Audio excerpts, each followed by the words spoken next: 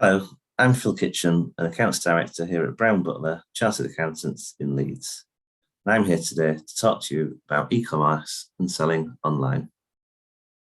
Once you've got your business set up, you need to think about the type of business that you intend on running.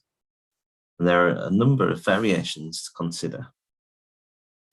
First is business to consumer, or B2C. A B2C business sells to their end user, and it's perhaps one of the most common business models. The decision-making process for a B2C purchase is much shorter than a business-to-business purchase, especially for items that have a low value, and the sales process is often far simpler. B2C doesn't just include products, but can also cover digital services as well. And this is a fast-growing area of e-commerce. There are a wide range of ways to conduct B2C sales, like mobile apps, online marketplaces, native advertising, and marketing direct to customers via social media. The next business model is business to business, or B2B. In a B2B business model, business sells its products or services to another business. Sometimes the buyer is the end user, but often the buyer resells to a consumer. B2B transactions generally have a longer sales cycle, but a higher order value and more recurring purchases. Thirdly is consumer to business, or C2B. And this allows individuals to sell goods and services to companies. This could include a website that allows consumers to outline a service that they require, and businesses may bid for the opportunity.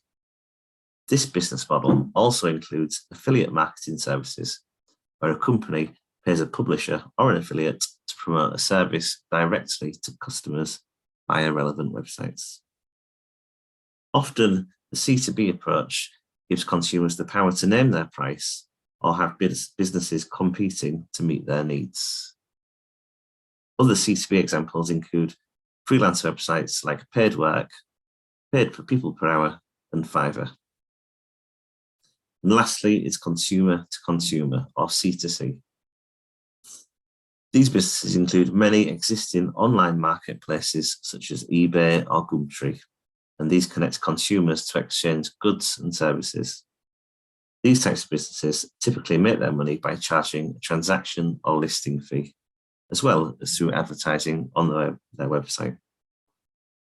The next thing to consider is how you actually get your goods and services to your customers. And there are a number of different methods for you to consider. Firstly is direct to consumer. This form of delivery relies on sellers providing goods and services direct to their customers. It cuts out marketplaces or other websites that act as middlemen and connects sellers direct with potential consumers. This type of business may have a dedicated sale platform or online shop, or could provide services direct via their website or through social media. Next is white label. White labeling simply refers to applying a name or a brand to a generic product purchased from an existing distributor. Similarly, private labeling is where a retailer hires a manufacturer to create a unique product for them to sell exclusively. These forms of delivery help businesses to keep their initial investment small, as they do not need to factor in the cost of design or manufacturing, as these are essentially outsourced to a third party. Often, products sold in this way are sold under license or perhaps even a franchise, which may incur additional fees. Next is wholesaling. Typically, in the wholesale approach, a retailer offers its products in bulk at a discount. Wholesaling is traditionally a B2B or business-to-business practice, but many retailers have offered it to budget-conscious consumers in a business-to-consumer context. Next is dropshipping, which is one of the fastest growing forms of e-commerce, especially for new starters. Dropshippers market and sell items fulfilled by a third-party supplier, such as AliExpress, Dover, Print, and many others. The role of the dropshipper is to act as a middleman by connecting buyers to manufacturers, often through well-known online marketplaces such as eBay and Amazon. Easy-to-use tools allow sellers to integrate stocks from suppliers around the world to their various storefronts.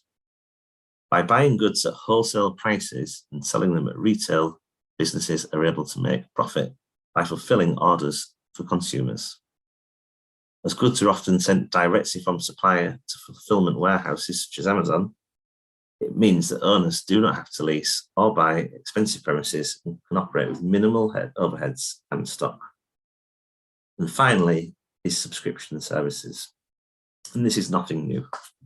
Gone are the days of magazines and wine of the month clubs.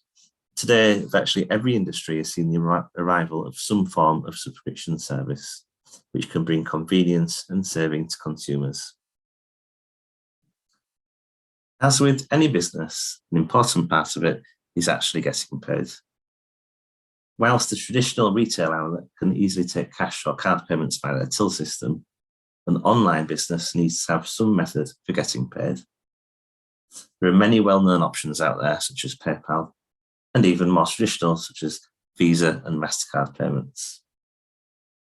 Many online marketplaces also offer their own payment methods for consumers to use, or have the payment methods integrated within them. There's also been a recent development in buy now, pay later services, such as Klarna, which effectively offer short-term credit arrangements, usually over 3 to 4 months, and allow shoppers to spread the cost of purchases, often interest-free. If you're setting up a business online, evidence shows that offering flexible payment options can have a positive impact on the volume of sales you can achieve. Consumers like to have the choice of payment method which suits their individual needs, so this is certainly worth researching. Importantly, many of these payment methods now integrate with online accounting software such as QuickBooks, Sage, and Xero. This means that your accounts can be updated in real time without the need for manual data entry. This can save time and money. If you're dealing with B2B sales or business-to-business sales, you're more than likely need to raise an invoice. And legally, it has to contain certain amounts of information such as full name, invoice number, invoice date, description, amount paid, etc. If you're VAT registered, other information such as VAT registration number also needs to be included. There are online accounting packages and solutions that can assist with invoicing, again, such as Sage, QuickBooks, and Xero. If you're struggling working on how to get paid or which invoicing solution to use, then don't hesitate to contact us today.